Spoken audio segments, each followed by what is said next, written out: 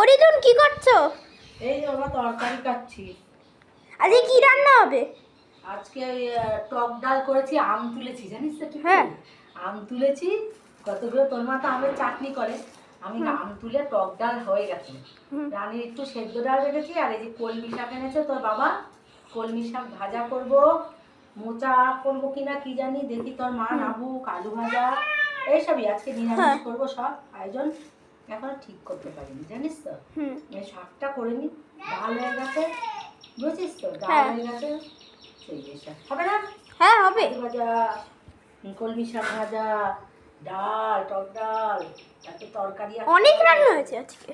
হয়নি, এখনো করবো রে, দেখা যাক। তোর মা নাবুক, তোর মা আবার বলুক রানী সাহেবা কি কি হবে। হ্যাঁ, নিরামিষ এই হচ্ছে ব্যাপার, বুঝেছিস? আচ্ছা, মান্তুকে গিয়ে না, পেছনে মান্তু রেডি লেগেছে তো, আমি মান্তুকে গিয়ে ঠাস করে এক চড় মেরে দেবো, দেখবি? ঠাস করে চড় মেরে দেবো মান্তুকে। গলায় খালি ওরকম খ্যাক করে যাচ্ছে আর বদমাইশি করে যাচ্ছে ওর পেছনে লেগে। দাঁড়া, সকাল বেলা উঠে আরম্ভ করেছে। দেখ তো কি করছে, তুই দেখ তো। তুই বিস্কুট করছিস? তুই বিস্কুট খাচ্ছিস? ঠিক আছে। হ্যাঁ, দেখ তো, চা বিস্কুটটা খাচ্ছে।